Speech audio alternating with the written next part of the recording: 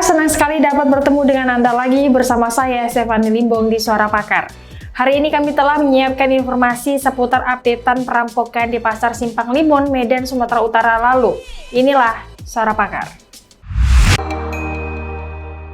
Ya, Sobat Pakar, 26 Agustus lalu telah terjadi perampokan di dua toko emas Aulia dan toko emas Haji Masrul, dilakukan dengan 4 tersangka.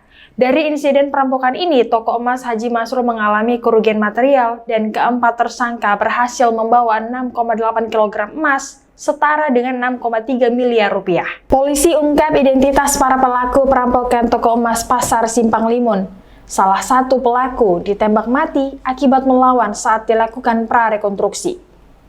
Dari data di Treskrimum Polda Sumatera Utara, terpampang identitas keempat pelaku perampokan bersenjata api yang menggondol emas dengan total 6,8 kg, setara dengan 6,3 miliar rupiah di lokasi kejadian Pasar Simpang Limun, Medan.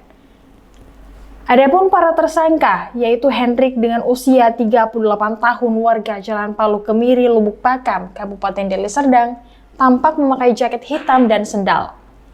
Kemudian tersangka Farel usia 21 tahun warga Jalan Garu 1, Kecamatan Medan Amplas, dan Paul usia 32 tahun warga Jalan Menteng 7, Gang Horas, Kecamatan Medan Denai. Pelaku tampak memakai topi putih dan celana krem. Tersangka Prayogi alias Bejo usia 25 tahun warga Jalan Bangusari, Lingkungan 2, Kecamatan Medan Johor. Keempat tersangka diketahui tertangkap CCTV pada saat akan melancarkan aksinya. Saat konferensi pers, Irjen Pol LZ Pancaputra Simanjuntak mengatakan, pengungkapan kasus yang dilakukan di Reskrimum Polda Sumatera Utara dan Satreskrim Polrestabes Medan, usai merampok di dua toko emas sekaligus, Hendrik dan rekannya melarikan diri ke Tanah Garapan Jalan Balai Desa, Kecamatan Batangkuis, Kabupaten Deli Serdang. Dari titik kejadian D Pasar Simpang Limun, para pelaku menempuh perjalanan sekitar 20 km dengan catatan waktu 30 menit melarikan diri usai beraksi menggondol emas, dan para pelaku berhasil terekam oleh CCTV dengan mengendarai sepeda motor Matic, Honda Beat, dan Scoopy. Kemudian para pelaku berpisah dengan Hendrik di Tanah Garapan Jalan Balai Desa, Kecamatan Batangkuis, Kabupaten Deli Serdang.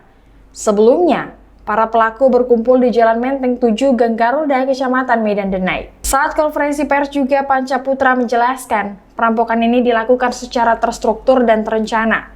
Hendrik sebagai dalang perampokan menyediakan senjata api laras panjang dan pistol rakitan yang ia beli dari Aceh. Diketahui seluruh tersangka ditangkap secara terpisah. Pengejaran dilakukan ke Kabupaten Dairi dan sempat terkecoh dengan lokasi disembunyikannya emas oleh Hendrik.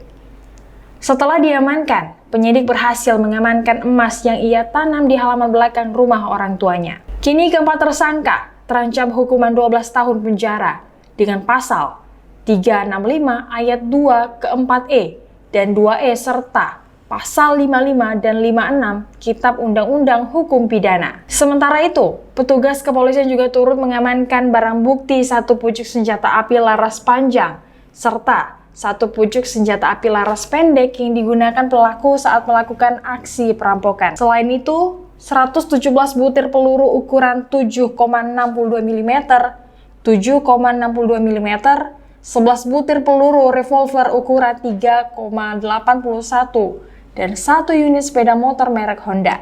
Adapun perampokan ini dilakukan oleh 4 tersangka Hendrik, Farel, Paul, dan Prayogi alias Bejo, serta satu rekan mereka dengan nama Dian yang tewas saat melakukan rekonstruksi reka adegan. Dian bertugas mempertemukan keempat tersangka perampokan toko emas Simpang Limun, Medan, Sumatera Utara. Nah, Sobat Pakar, itu dia updatean terbaru setelah kurang lebih polisi mencari dan mengusut tuntas selama 2 minggu. Dalam hal ini, aparat bekerja sama dengan pemerintah Kota Medan untuk meminta seluruh pengusaha mempergunakan CCTV dan apabila hal seperti ini terjadi dapat diusut secara tuntas. Dan kemudian kondisi korban yang tertembak saat menghalau tersangka, keadaannya sudah pulih dan akan diberikan apresiasi oleh polisi dan pemerintah Kota Medan. Demikianlah informasi Suara Pakar hari ini. Nantikan informasi kami lainnya dan jangan lupa untuk mengupdate informasi kalian. Silahkan kunjungi website kami di suarapakar.com. Saya Stephanie Limbong dan kru yang bertugas pamit undur diri. Salam Pakar.